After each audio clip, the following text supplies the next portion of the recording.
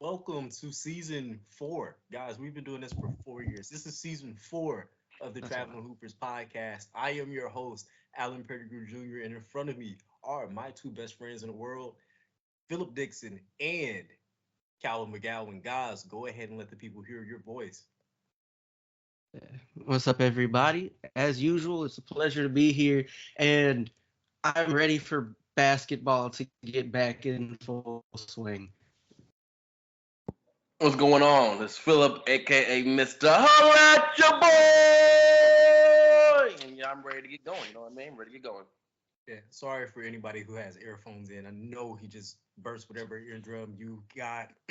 But guys, we should all be this excited. This has been like the longest off season that we've had in what feels like years. Seems Like short to me. short, bro. If it's felt like 4 months. I guess it has been 4 months because the last game was in June. Like I'm I'm fiending for it, and I literally just stopped watching the high school basketball like a month ago. But we're gonna keep this flowing. We're gonna go ahead and get straight into everything because we got basketball games to watch tonight. Like today is the opening day for the NBA season.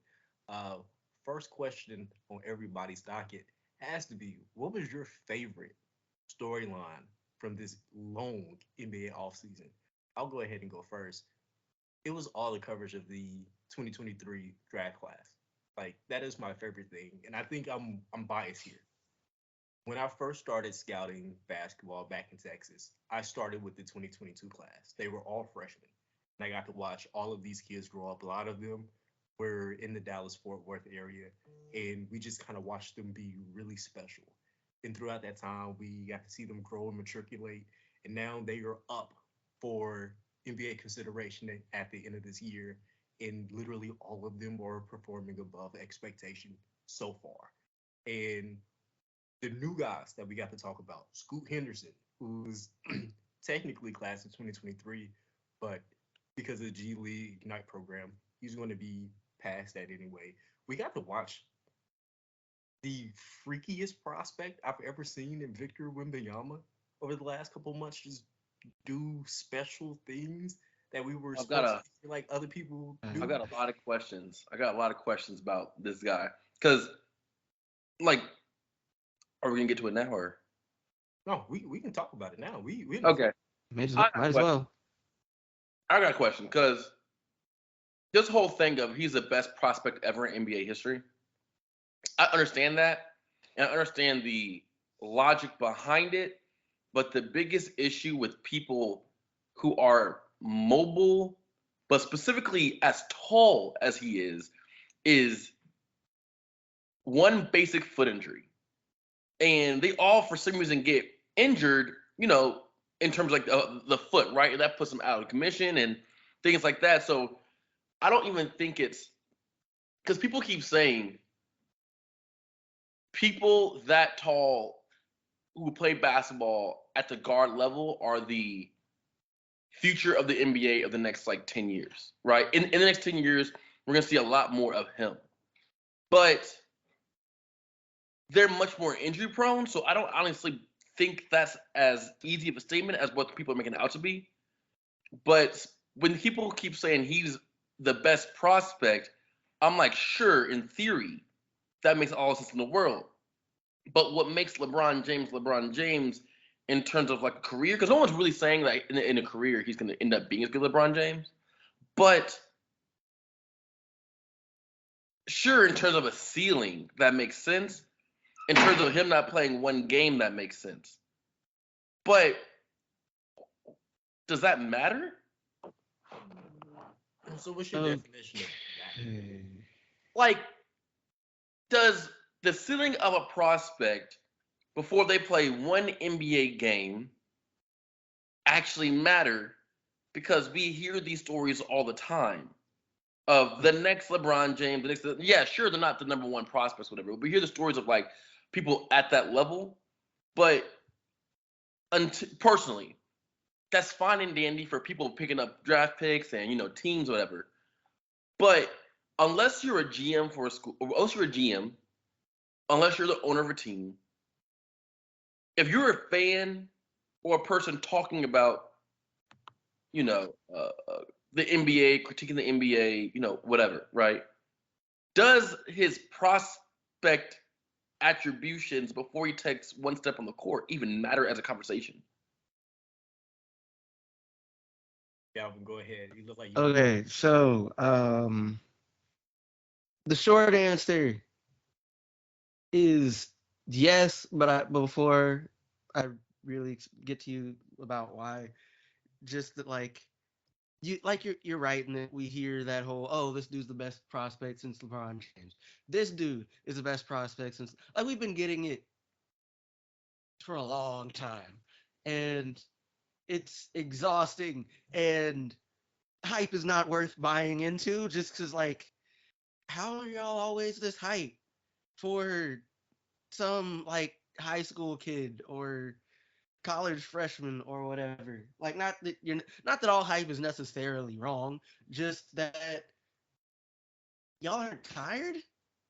But more to the point though, um, players' ceilings matter because I think the basic logic for why it matters outside of simply you want to try and get the best players you can is because, right, do if a dude is somehow able to reach a ceiling or get close, right, this is the kind of, like, it's an idea of the kind of player they could end up becoming. And right, we're getting, like, these dudes are becoming professional basketball players and millionaires at really young ages, right? 18, 19, 20, 21, 22. And the thing is that they still have a lot of, like, you're getting dudes who almost universally have a lot of room to grow and improve. Yeah. And particularly if you particularly if a team is trash currently, you want to give yourself every opportunity to get a star that can turn the franchise around. But I understand that. And that's why I make the preference of GM, owner, so on and so forth. But for people critiquing the NBA, right? People analyzing the NBA as we do, as many people you see on the internet do. I'm just curious. I don't even have a right or wrong answer. I'm just legitimately curious on if it actually matters for us to do so before they take a step on the court, because we hear these conversations all the time, not to this level, right? But you hear the conversations all the time, and where it doesn't pan out for these people. Because my first thing is this. My first thought was this, right? I see the guy, I see him playing. My first thought was, okay, what size shoes he wear? No, for real. What size shoes he wear? Okay, he was a 20 plus size shoe. When you're doing guard like stuff, the likelihood of you stepping on somebody else's foot, going for a jump shot, going up for, just in terms of injury, when you're wearing a size 13, 14 lower, that's fine. You can kind of brush that off. But we know actively with guys whose feet are that big that it takes up more area and it's harder for them to come back from stuff like that. So is that even realistic to have a person with his height, with his kind of ability, think about it in terms of longevity? But like, or should we even care about the longevity of the person, or should we specifically point like a more optimistic viewpoint and specifically not even think about that and think about like the heights? You know what I mean? Like, these aren't right or wrong answers. These are just things that I'm like, should they even be weighed? So, like, I would think, right, if you are making the decisions, right, you're going to weigh how good they are now, how good you think they can become, whether or not you think they can stay healthy. But like, the thing is that when we talk about, right, the how good they can be, you assume the assumption baked in to a dude reaching like his ceiling is that he gets into the right environment, he has the right work ethic, he stays healthy, right? Um, and like, the thing when we look when we look at the reactions of people to these things, to Wembanyama and whatever, from like just in general and not just people like hyper analyzing, we it, like most folks that are super hype on, well, no, okay, a lot of the hype around Wembanyama is that he is as big as he is doing some of the things that he's doing, and like the people who were like, "Oh my God, he had an amazing 3-point shooting night," like the league is fucked or whatever. Um, like aren't thinking about the fact that like dudes that are that tall don't stay healthy, or that Wembanyama isn't a great 3-point shooter at the moment historically. Like it was just a good night. Um, that's not how hype works. Yeah, And that's not how hype works. I understand how hype works, and when you have people going, "You're the best prospect ever in basketball," like that is intangibly that is the definition of hype, right? Um, but I'm wondering if people are getting caught up in the hype, but like in a way that is unrealistic, right? Um, oh, because right now we are in the era of basketball, and we generally speaking, sure, there's been outliers, but we are in the era of basketball where different body types are coming to the NBA doing things never seen before. They all get injured, all of them. Kevin Durant's been injured. Zion's been injured. Like all these different frames, Joel Embiid's been injured. We got to All add these, LeBron in there now. say it again. We got to add LeBron in there now. But yeah, but once he gonna hit 36, you know what I mean? Like he's an outlier, but honest, but he's 6'8", right? He's 6'8", and he takes care of his body like ridiculously. But LeBron is the outlier, right?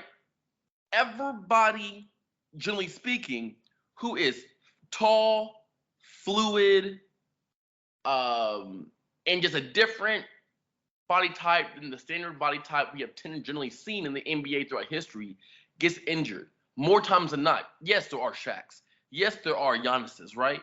But generally speaking, that's not the case. So I think it's always best to undersell, and then when they reach their potential, say, okay, great. But like Giannis was, people didn't know Giannis was gonna be Giannis, right? Like people didn't know Joel Embiid was gonna be Joel Embiid, right? Like there was LeBron was like, this is the greatest high school prospect ever, but LeBron exceeded those expectations that were even put on him at that moment. So I don't know if it's useful. I don't even know if it's a useful conversation to have that this is the it's not. best player I've ever seen in my life. I mean, he is just because it's Like different don't mean it's the best. Yeah. Hey, let me wrap like this up. this is y'all's reminder that like his what was it, like his freshman sophomore year, Imani Bates was the best high school prospect at that age that people had ever seen, and he's at Eastern Michigan now.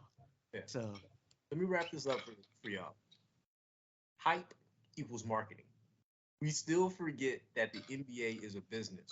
What they want to do is market their new product as best as they possibly can to get everybody's attention. And then when they get on the floor, they can get those eyes.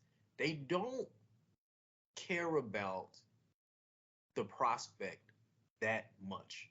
Realistically, if Wimbayama comes in and he does not make a difference to a franchise, the NBA is still going to go on. There's still going to be a champion. There's still going to be an MVP. There's still going to be someone better. And then we have the 2024 draft, and they're going to hype somebody else up. The train keeps mhm. moving.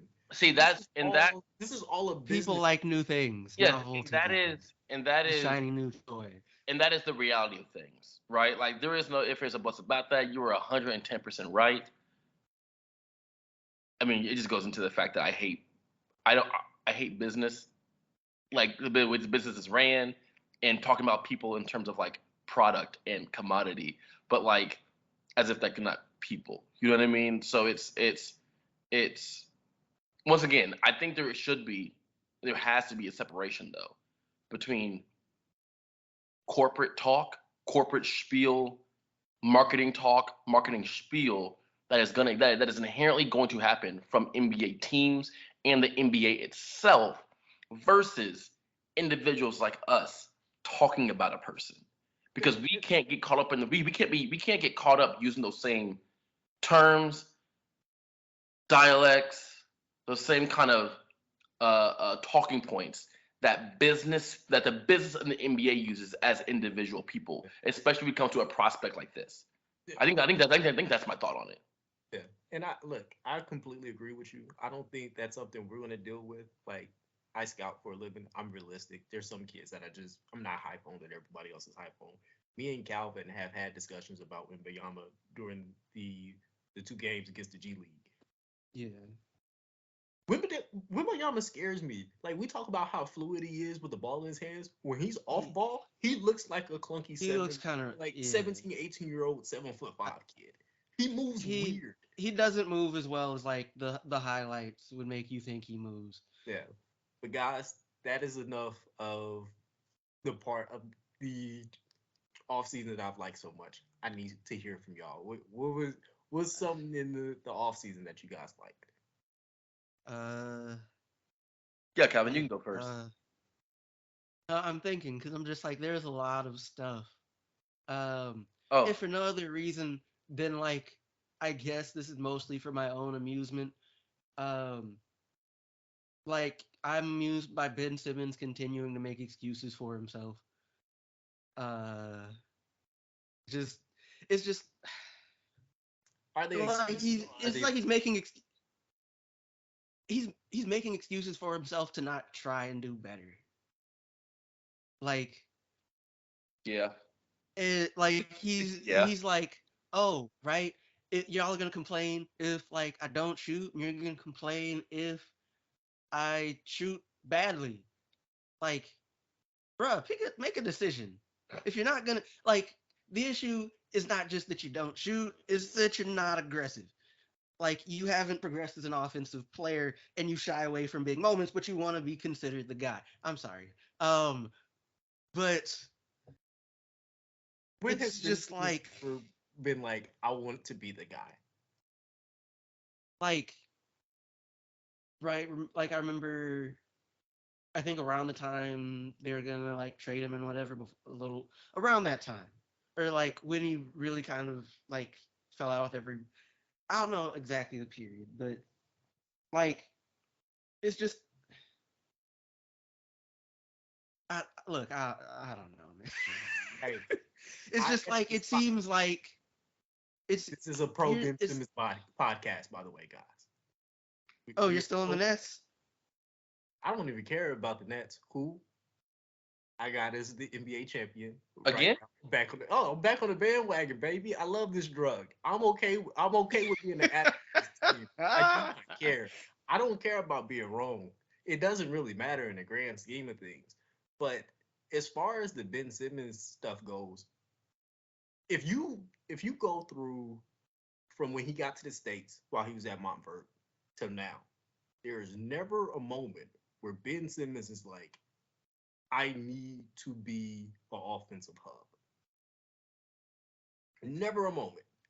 Even when he was at LSU and he was having a good career, but there was no team success, he only did that because he had to do that. Like, he has no problem deferring. Every conversation we've ever had about Ben Simmons and Joel Embiid kind of like battling for who's the top dog, it's always been a media discussion. It's never been a Ben Simmons and Joel Embiid like actively battling to be the number one option. He know he can't score. There's a reason why he put so much effort into his defense. So like, we want him to be. But like the thing is though, right? Like we've seen him play. We've seen him have aggressive. Like we've seen the occasional game where like he's really looking for a shot, really trying to. Like he can. It doesn't happen much, but he can put up. Is occasional. He's not that. I mean, It's okay. If you're gonna choose a reason for why they have a championship this year or why Ben Simmons' success, whatever it is, I mean, he will be locking up the best player on the opposite team, and then he has two offensive juggernauts that we have to just question if they're still healthy or not. Oh, like It's if he, Kyrie. like if he Kyrie gonna can't stay healthy? succeed there, like It's the reason no. Kyrie stayed healthy last year because he didn't play the whole season. Kyrie's been fairly healthy. No. The reason Kyrie didn't play, the reason Kyrie was healthy because he didn't play the whole season. That's not Kyrie. Kyrie got Chris Paul body. Kyrie got I can't make it to the full season body. Except Chris Paul has the heart which breaks his body down. Kyrie just breaks down and has been doing since Duke. So he's had many more seasons of being injured than of not. So that's a real concern. It's a real concern. And then Kevin Durant is less of a concern, but it's still a concern that's there because his injuries have packed up later on in his career. The older he gets, the more injury prone you are, and that's kind of reality, and that's how it's been for him. So it's less, but it's still there to a degree. Then Ben Simmons is also coming off a quote unquote injury. So if you take his word for it, but also he's soft. So, there's reasons to say, oh, they're going to be successful, but there's all reasons to say they're not going to be successful. But Ben Simmons is annoying. Like, I was a big Ben Simmons guy at LSU. Big Ben, when they lost the game, they lost a playoff game, and then Joel Embiid was like crying. Do you remember that? Who did they lose to? Joel Embiid was crying after the playoff game, because their series is over, and then I think it was the Celtics. And then Ben Simmons held on to him and was like, we're going to be back. We're going to be back. That was like an actual thing he said. I was like, at that point and before then, up to that point, I was a Ben Simmons guy. Including this offseason, since that point, I have not been a Ben Simmons guy because Ben Simmons is annoying. He wants all the attention, but doesn't want things to come with the attention of a basketball player or a basketball superstar, at least. And it's ridiculous, and I don't like talking about him anymore because he's not worth it to me. Like, he's not worth it, right? There's certain people that are worth it. There's certain people that do antics, but we talk about it because they're on the court. They're on the court. If you're not going to be on the court, and not because of injury, but due to pettiness or I was in a dark place or whatever you want to say, then I don't got time for that. We're here to talk about basketball. That's how I feel about it, personally. I was with you most of the way. You lost me at the very end there. Yeah, my bad.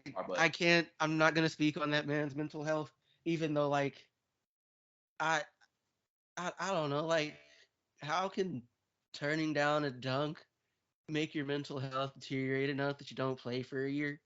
But you're 6'10". You're 6'10". Listen. And whenever you go on Twitter, Ben Simmons, whenever you go on Twitter, like Instagram or whatever it is, the memes that came from that, you brought upon yourself. It's unfortunate, right? Because it's not like it's what it seems like, at least. Mental issues that came along because of circumstances that he created for himself.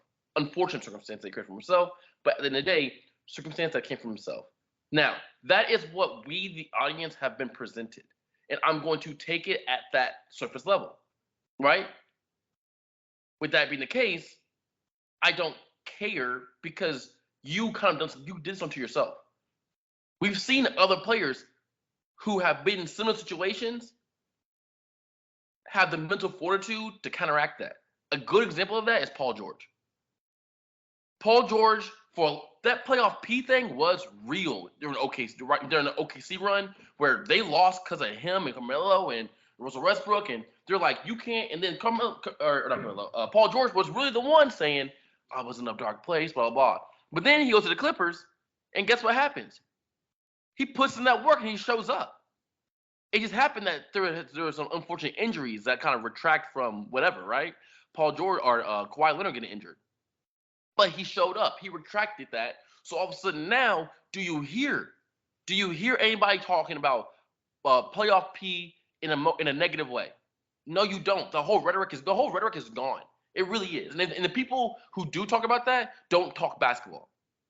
They talk basketball through memes and through subreddits, right? They're not real people. They're egg emojis on Twitter, right? The people that know basketball don't use that kind of terminology with Chris or with Paul George anymore, right?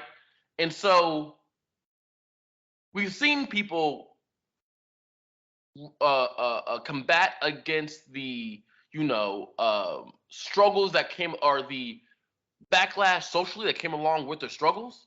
We've seen people that thrive from that and and double down and really went in, and then we've seen people retract back. And Ben Simmons seems to be the type that has retracted back, and because of the season hasn't started yet, and I already seen him airball. They had a little content, by the way. Great content. Listen, we'll put that out there. They really should know. Listen, great content.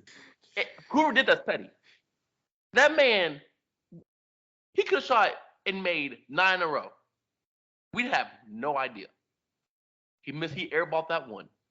Hey, that kept going. That was one of the ugliest misses I have ever seen. He was mad close. He was mad close. He was just messing around, but I was like, pass the ball, big homie. Pass the ball and go lock up, please. If you're gonna be messing around, in Brooklyn. If you're gonna be messing around like that, you can't have form. You can't have form as you mess around. You know what I mean? You gotta at least toss it up there and get a little hook shot, a little stuff. Oh, I'm playing games. That didn't look like you was playing games. That looked like it was real. No. Somebody left the window open. You know what I mean? So Ben Simmons, for a player I used to like so much, especially at LSU, right? In early Philadelphia, apparently like so much. It is unfortunate this is the case, but he is annoying. And it is what it is. And so offseason didn't. And how he's maneuvered through Philadelphia to the Nets hasn't helped that, especially when they ended last season. It was like, oh, in the playoffs, will Ben Simmons come back? No, he won't come back. That was like a statement out there. He's gonna come back for this last game? No, he won't come back. But he has an opportunity this year to change that whole entire narrative. If he changes it, I will be the first person to say, okay, perfect. This is fantastic.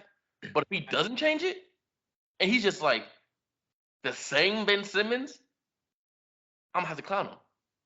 I need a public apology when the Nets win the championship this year. That won't happen, but okay. Oh, it's happening. It's happening. I already put money on it. Listen. I was going to get into that, and why that won't happen, but I was like, okay, retract, stay back. We'll have time to get into that momentarily. Yeah. Speaking of which, but outside of that, I also think that oh no, you get one. You get one. You chose. Get one? Okay, fine. I chose. That's fair. That's fair. Yes. Yeah.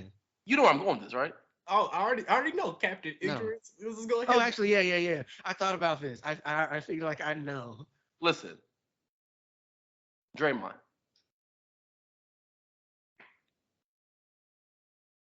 I respect it. What? No, seriously. Fights, and it's known, right? I mean, you need to be an NBA insider to know that fights in the practices happen all the time. It happened all the time. This one just happened to get out. Now, whoever leaked it should get fired. I hope they have gotten fired. But this one just happens to come out, and I'm like, wow, that was a good straight. Doo-doo. He hit him. Poole hit the ground. So I'm sitting here watching it on my bed through TikTok. And I'm like, wow. that was solid. But also, this is your last year in Golden State. That was solid. But you ain't staying. And I thought that immediately. And then when Jordan Poole and Andrew Wiggins got them contracts, I knew right off the bat. it is a wrap for Draymond in Golden State. Immediately. And so I was thinking, should I slander this man the very first podcast to keep 4 years of tradition going? And I said, yeah, I will.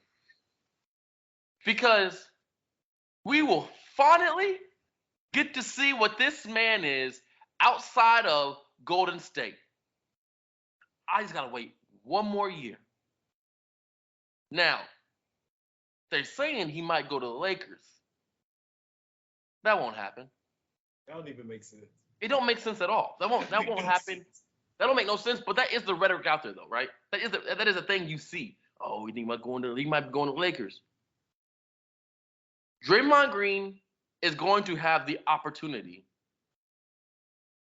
to possibly go to wherever he wants. So where's he going to go? To a place going to suit his skill set the most. If I were Golden State, I'd trade him for something and send him to a situation that he doesn't have any control over. If I'm being perfectly honest, if I'm being Golden State, that's what you should do because you're going to get something for him, right? He's been finessing the league for years, so you're going to get something from him. So you might as well get something for him. You know what I mean? But Golden State are probably not going to do that coming off the championship year, depending on what their year looks like. But Draymond's out of there, and that punch this offseason did not help his case. But it definitely didn't help his case publicly. It also didn't help Jordan Poole's case. But then Jordan Poole got that bag. And Jordan Poole was like, okay, it don't matter to me. So I don't think this is the most interesting thing in the offseason, but I think this was a very telling thing of the offseason. Because I think this was a strong catalyst for the direction the Golden State Warriors are going to go. It was like an analogy, I guess, of where the Golden State Warriors are going to go in the future from now, in the next couple years, right? Jordan Poole's staying, Draymond Green's going. And then we will see two things. Truly, we'll see two things. We'll see how much did Draymond Green actually matter in Golden State, and then we're also going to see how good is Draymond Green actually in a different scenario. And I think those two things are going to drastically shift narratives on the Golden State and their whole dynasty era type situation while Draymond Green was there. But it also shifts scenarios on people talking about Draymond Green being like a Hall of Famer, or is he not, or whatever it is. So I think I think it wasn't, once again, not the most interesting, because I think you two said some really interesting cases for this offseason. But I think that, once again, it is the situation drastically got the ball rolling for this whole breakdown of the Golden State dynasty. Because Klay Thompson, remember this, Klay Thompson he hasn't played a preseason game. Klay Thompson's injured, right? He's not the Klay Thompson of old. So will Klay Thompson even stay there for the next couple of years? No idea, right? More likely not. Because that's how they're only loyal to Steph Curry. Yeah. And I honestly thought Klay Thompson would be the one who leaves before Draymond. Draymond just seems like he's the not godfather, but grandfather of what has happened in Golden State, where you don't move him because of what he brings as a leader. You're not going to get too many vets that are going to. He probably give everybody the blues in practice. It don't matter who it is. It don't matter if it's Steph, it's Klay. It don't matter if it's the young guys. We sure know it doesn't matter if it's Jordan Poole. But he just seemed like he's that type of leader, and that would have been great for those young ones. And that's what I was excited for. You get all those young dudes. Draymond gets to teach you the ins and outs of defense, and then he does this where he still gets the opportunity this year to be a mentor. But how much of this makes you side eye with Draymond tells you? I was signing him for years. Don't make me sign. Look him dead in his eyes and say you garbage. I'm not talking about y'all. I know how you feel about it. I'm Okay, talking I just made about sure. like his teammates or like the younger dudes. Like, does this put like a small smidge of fear in him when he gets aggressive? But that's really besides the point. I remember a few years back when I was like, he kind of reminds me of Joakim Noah. This is literally the Joakim Noah situation, minus the punch, but where we get to see old man Noah go play somewhere else, and it's just, it probably won't look the same. And we have the excuse of him being in. Personally, I can't really take away from what he did in his prime if he leaves and he looks weak. I think that's true if his skill set isn't what it is. When you're old, your skill set of setting screens and running the ball up the court and passing it, like his skill set isn't, jab jab between legs set. Like, you know what I mean? Like his skill set is a role player skill set, essentially, right? Set screens, get rebounds, outlet passes, run the ball up the court when you get a chance to, and play defense. Like, but not like great defense, just play effortlessly hard defense. So like that stuff translates into a lot of that translates into older age, and you age well into that kind of skill set. So like I don't really necessarily think that like age was going to be like a determining factor about people are going to use it, obviously, but I personally don't think that should be the case for him. I mean, Well, if the he's not thing on is right now, still right with age comes like, hmm? no, keep going. Like with age does come like that decline in athleticism, quickness, explosiveness, speed, that kind of thing. And it would still affect it, even if it doesn't completely derail what you do. Isn't his whole MO is IQ. His whole MO about everything he does is IQ. That like towards every aspect of his game, right? It is he's not out rebounding anybody. He's getting the smart quote unquote rebound. He's not, making wild, crazy athletic passes. He's making the smart passes. I'm gonna tell you about scoring, right? And just like he makes the quote unquote smart play. That is the thing that has been correlated with his game the entire time. It has never been athleticism. So like when you're so the intelligence aspect, look at guys like Andre Miller, right? The intelligent aspect of game dwindles much, much, much slower than the skill ability of the game. And if your whole game is depicted off of your quote unquote skill of, playing the game smart, then at the age he is now, I'm not gonna give him any kind of I won't. I don't think he Well, deserves any kind of like a leeway a year or two after um, he leaves. well, I'm just saying, like it's not so much right, but like it's your his athleticism is like his game is somehow reliant on it, but like everybody's game is affected by their athleticism or lack thereof. And even if you don't have a whole lot of it, when you lose or start to lose what little you got, it might not go too well. And Um, sometimes but athleticism is also, in reaction time. Like if that yeah, goes, reaction time too. Yeah, like like it don't matter if you can see the game if you can't respond to it. Give him more than 1 year for that. Yeah, no, because probably. we're already seeing it now. We saw it in the Oh, playoffs when it oh, was kind of like, ooh, this doesn't look great. He did look boo boo.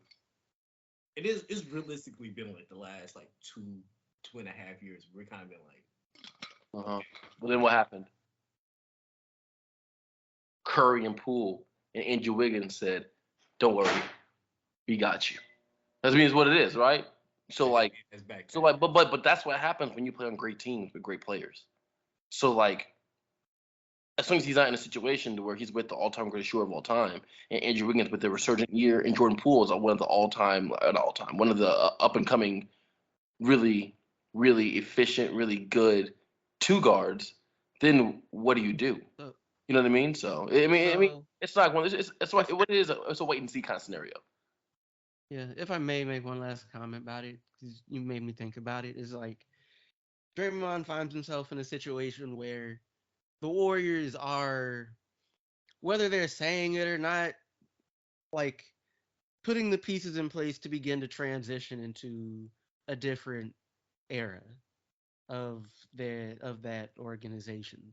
And like the thing about Draymond is he is a dude who he means more he has a higher value to the Warriors than he does to any other team, right? In terms of like one of the things about him is that he does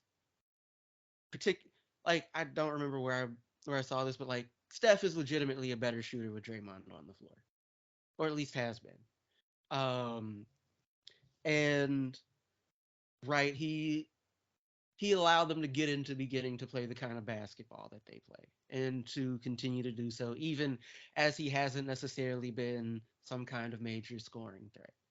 But because they're beginning to transition into a different era functionally, he is in a spot where while he may not necessarily be redundant, they're beginning to transition away from the kind of things that make his presence as necessary or even beneficial as it has been in the past. And the thing with Poole, if for no other reason than the fact that it got out, and like I'm not gonna lie, I don't really care that it got out, if I'm honest with you. Um, but like the fact that it did get out probably affects his potential standing with the organization more than the fact that the thing happened. At least given how other people within that organization have responded to it publicly. Um, and so if anything, all it has done is sped up his inevitable departure from what would have probably been his retirement or whatever to like next year, unless he just decides to retire after this season or something, which cool, I guess. Um, Mm, but yeah, if he decides to retire, listen. He can't retire. If he retires after this season, that tells me all I need to know. That tells me all I need to know. You I drown. mean, No, you drowning without Steph. You drowning without Clay. And you go, nah, I'm gonna retire. And you did had a year you had last year, which was like like, fine, like not retirement level by any means, and you're not old. Mm, I mean, crap. fairness. Like there are a lot of dudes who stayed well past like who stay in the league well past the point of them being useful. Like No. there's It's not something that to be said for going out on a high note. situation.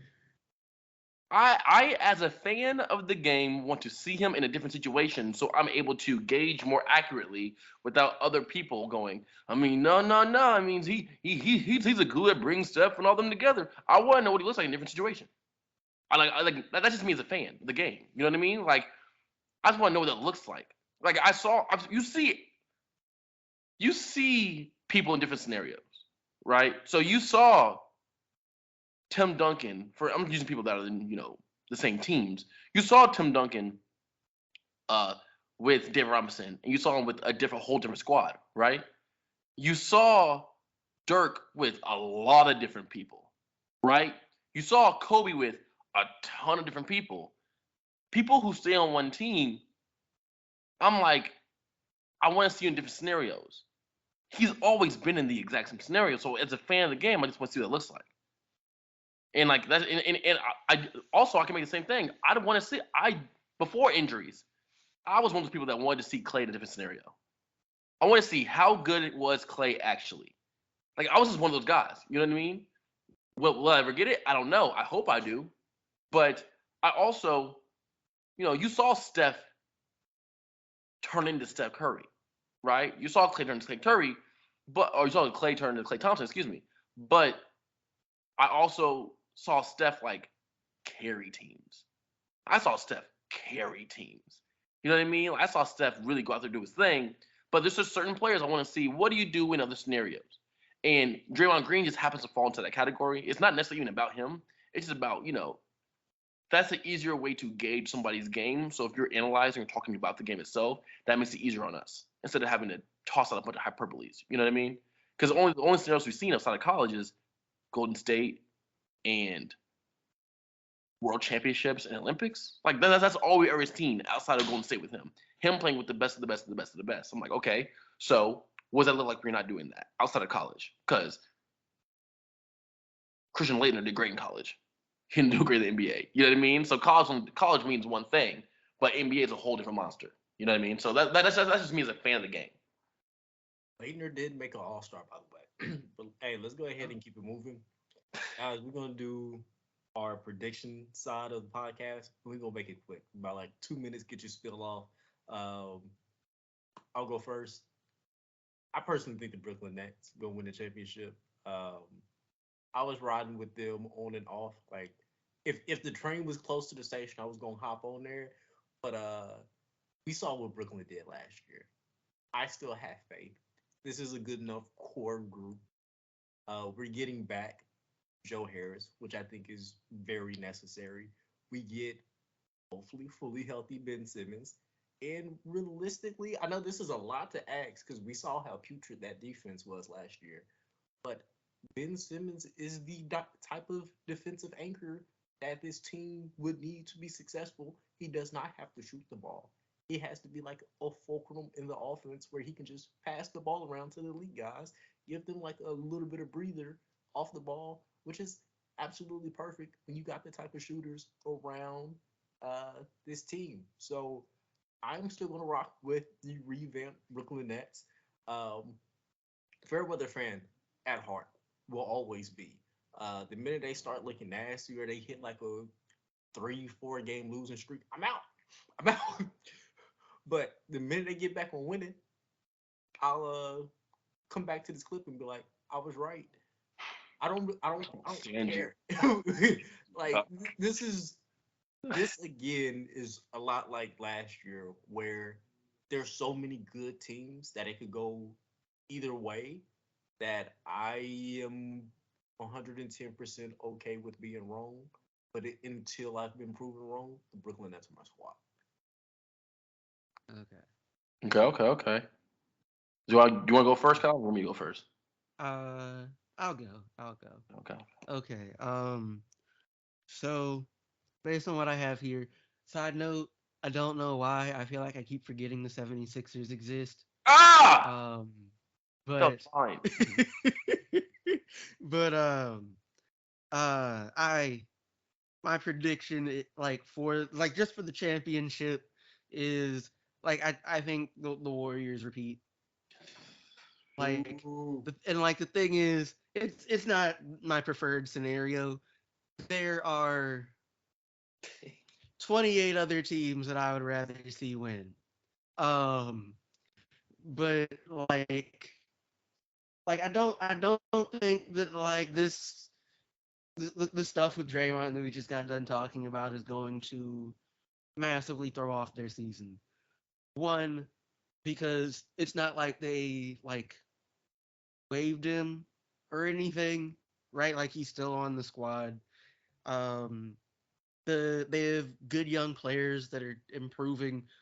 Wiseman actually got to do a whole training camp in preseason healthy. And has looked pretty decent from my understanding. Um, right. Steph is still Steph. I couldn't like I couldn't really tell you about Clay. I haven't like paid too much attention to their preseason games.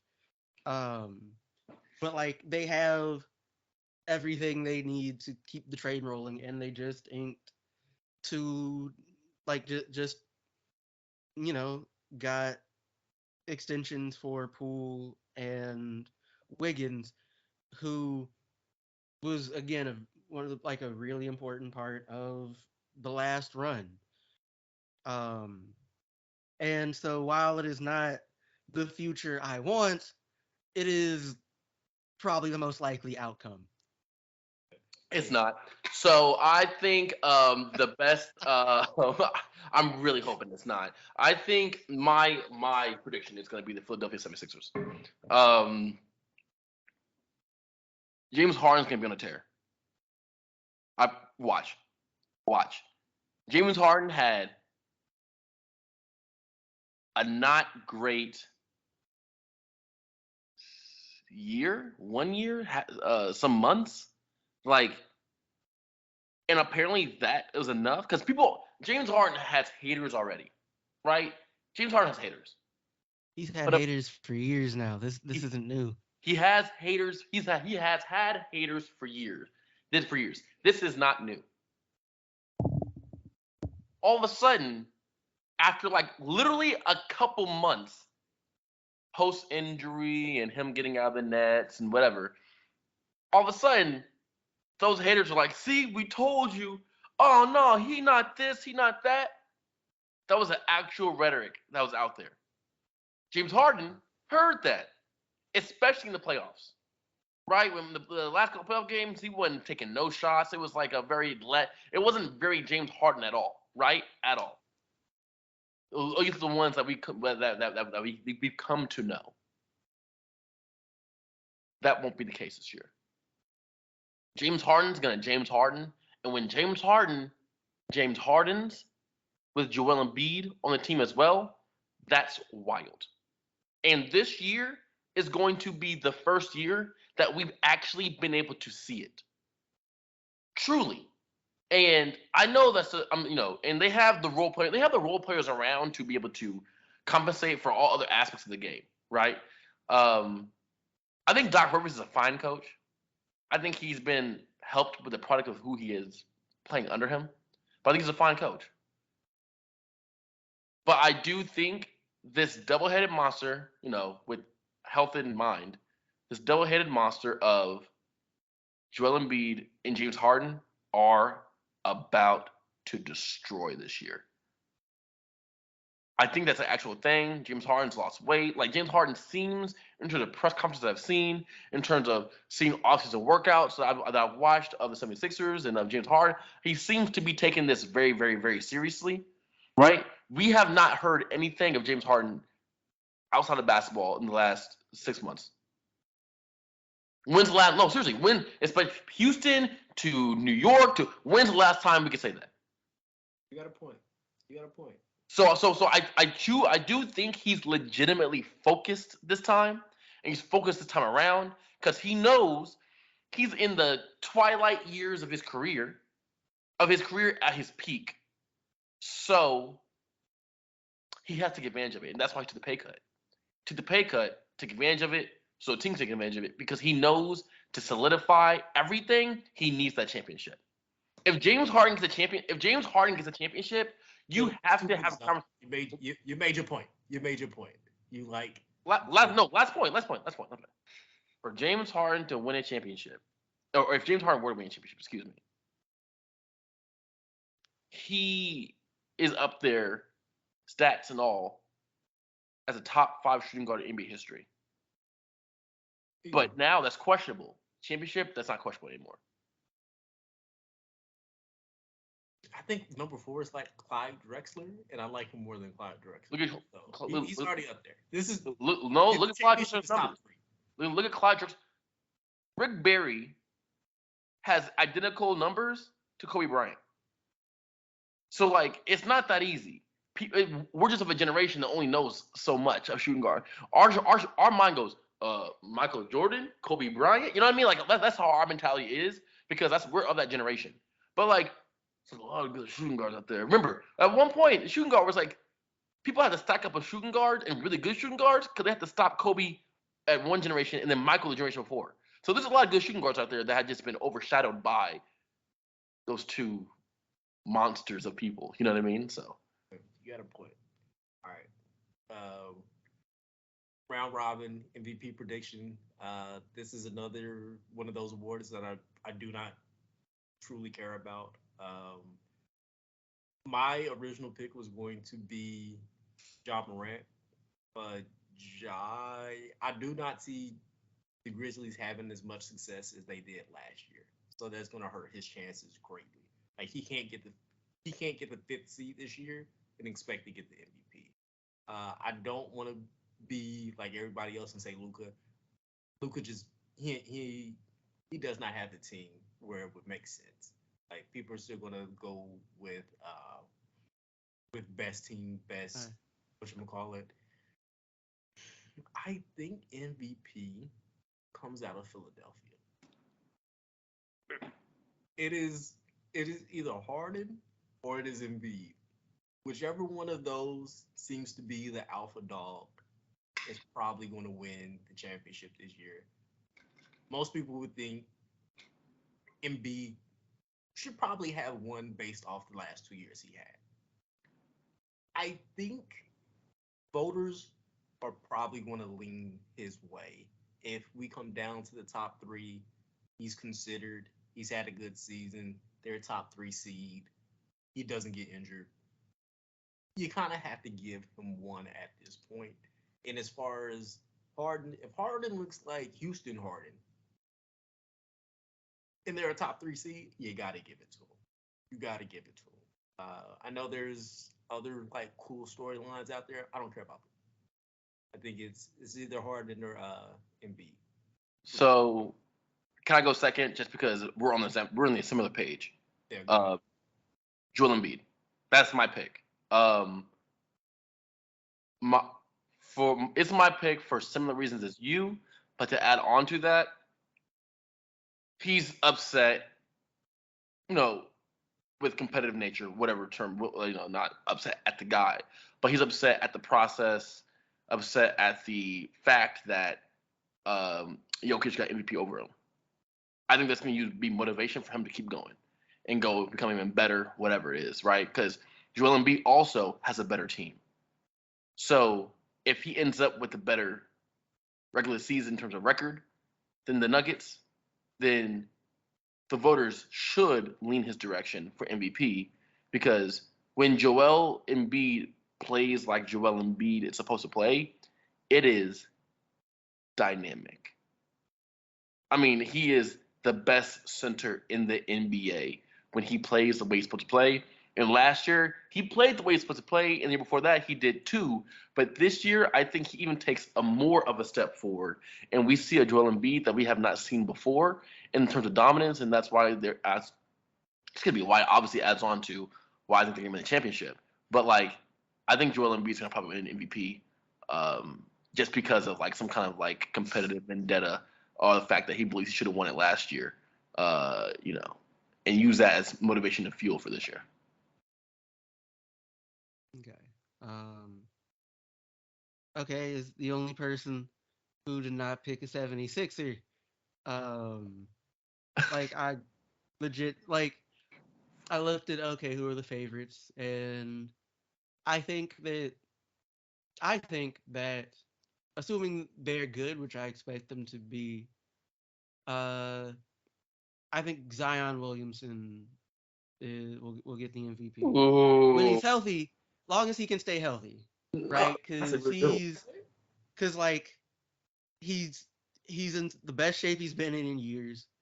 He's he's he's when he's played, he's been an absolute monster, Hmm. right?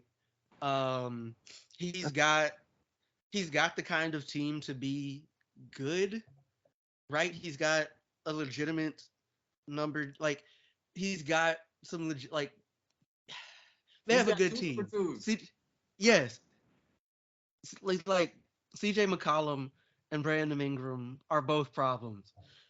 Like Valanciunas is also a problem in a different way down low in the paint. Um, and like I'd assume like the defense shouldn't be a dumpster fire, right? It should be halfway decent. And they got the horses to be a good team. And let's be real, when he plays, he's one of the most exciting dudes to watch in the league. Um, and the MVP voters seem to kind of like novelty. Otherwise, LeBron would have more MVPs. But um, so I think it would be him, right? He'll have like the whole like coming back healthy in the best shape storyline thing going. and all of that. Um, so he's my pick. Like y'all said, I don't, I say this with the understanding that I do like some of the players around Luca, but like outside of Luca, the team's not that good. Like I This look, they had I think a bottom third offense with like Luca on the team being the best player on the floor basically every night. I like that pick for MVP a lot, actually. Because I think the Pelicans are going to be arguably the most exciting team to watch in the NBA this year. Um, Zion is must-watch TV, and with CJ and Brandon Ingram, they are both, the number two scoring options. But I don't think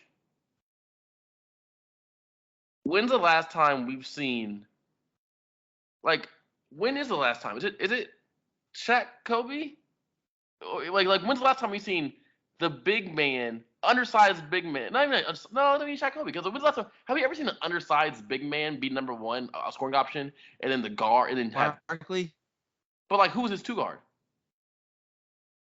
was it Young Kevin Barkley was Dr. Johnson? J. But Yeah, like, Kevin Johnson. But I also think he played point. So like I Okay, think this well, is like I just think there's so many options for that team that they're going to be dynamic, and it's going to be incredible to watch. If Zion stays healthy, he's going to dominate everybody. Everybody. I don't care how big you are. He's going to dominate all of you.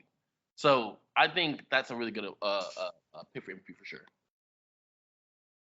all right. Guys, we're going to go ahead and wrap this one up. I know we have another segment. We're going to keep that for next week because it's the open week of NBA. Nobody's about to go crazy for real.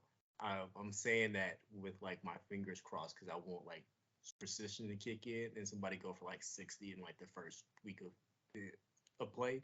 I just don't think that's going to happen. But before we do, I'm going to introduce a new segment. And the segment is called Can't Touch This. So if we want to get off a crazy opinion and we don't really want the other people to say anything, or we want to just leave it as a cliffhanger, just say we can't touch this and we just got to let it ride. We'll let our reactions be our reactions. And mine is, when are we going to start talking about Jordan as one of the worst executives slash owners in NBA history? That man has sucked as a franchise owner. The Charlotte Hornets slash Bobcats have been one of the worst franchises for almost 20 years. We're talking, what, three, maybe four playoff appearances in almost 2 decades? That's really, really bad. We don't really let people slide on stuff like this. Coming from me, I do not like the Timberwolves whatsoever. And it's not because they haven't had good players, it's because they clearly suck as a management organization. Nothing really good happens to a player that's played with the Timberwolves until they leave. And kind of feels the same for Charlotte. You can go there, you can have some individual success. But if you're looking to go second round of the playoffs, don't count on that. Like barely count on getting play in opportunities at this point. It's going to happen in the next couple years because they got LaMelo, but how much you gonna ride on LaMelo? Okay. Like it's time to start the conversation. I'll we're not gonna do it because it's MJ. He the GOAT. He's still powerful in basketball. But no, no, the situation is really awful over there, and his fingerprints are on it. And he, especially at the beginning of his tenure as owner, he made a lot of decisions, and they did not go well. It's time to start having this conversation. I'm down with it whatsoever. Goat slander must happen, bro. Like I did it As a player, I don't think he's the greatest of all time. It's no slant there. I think he's amazing. I watched the highlights. I like him. They're really fun. Just think people are person. One specific person is better. And as an owner, there's a long list of people that's better. As an executive, there's a longer list of people that's better. When we all get over how amazing Jordan was as a player, we can talk about this. I'm ready to talk about it. I have no issue doing it, but this is the can't touch this segment, and we can't talk about it. We're just gonna have to leave it there, and hopefully somebody else brings it Do we all got one? Do we all have to have one, or just you one person? up. If you got one, you can bring it up, but Okay, just be one person. I got one. Okay. Anthony Edwards has to stay in a medium-sized market or a small market. Anthony Edwards too ignorant. No, seriously, no, seriously. Some players are best being in medium to small size markets because they will thrive in those scenarios. Because if they were in a New York type market or a Nets type market, Brooklyn Nets, Knicks, Lakers, Celtics, big markets that they would the marketing surrounding them would make them less likable, but also in terms of PR, but also it would put them in scenarios to where they wouldn't be able to reach their full potential. I say.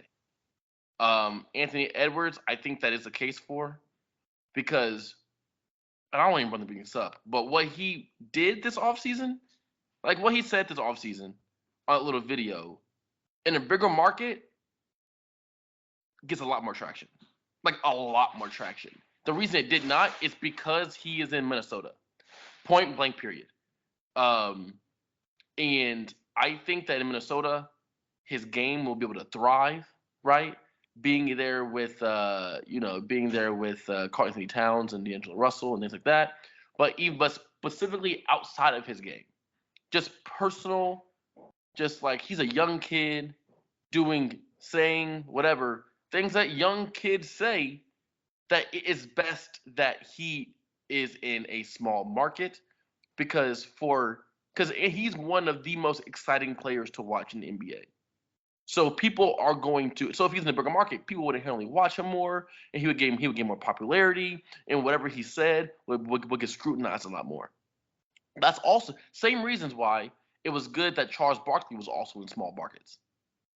It's also a good thing Charles Barkley was in small markets because if Charles Barkley is over here saying those exact same things and bigger markets, it gains more traction automatically, right? So there are some people who are built for smaller, medium-sized markets in terms of PR, and there are some people that are built for bigger markets in terms of PR, right? And I think Anthony Edwards at his career right now, for sure, as him personally, right now, I think it is best that he stays in Minnesota, and I think it's best for Minnesota to keep him as well. I like it.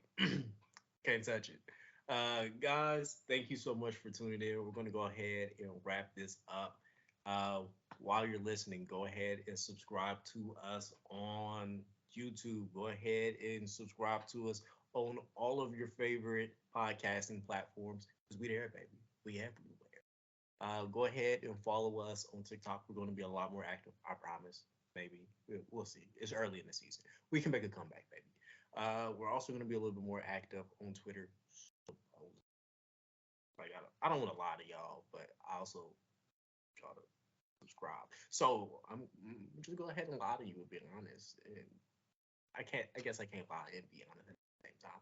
But that's besides the point, guys. Thank you so much for tuning in. I have been your host, Alan Pettigrew Jr., and my two best friends are going to go ahead and sign us out. Once again, I'm Calvin McGowan. Alan did a lot of what I usually do at the end of these things. So all I will say is I'm just gonna say this because otherwise I'm just gonna be saying it later in the season. Anyway, rumors of the Grizzlies' demise, as usual, is greatly exaggerated. Enjoy the rest of your week. Yeah, and this is Philip Dixon, aka the Snickers was good. Pause. Oh, really? I had a Snickers right here. It was delicious. Um, Is it a veiny Snickers? Bruh.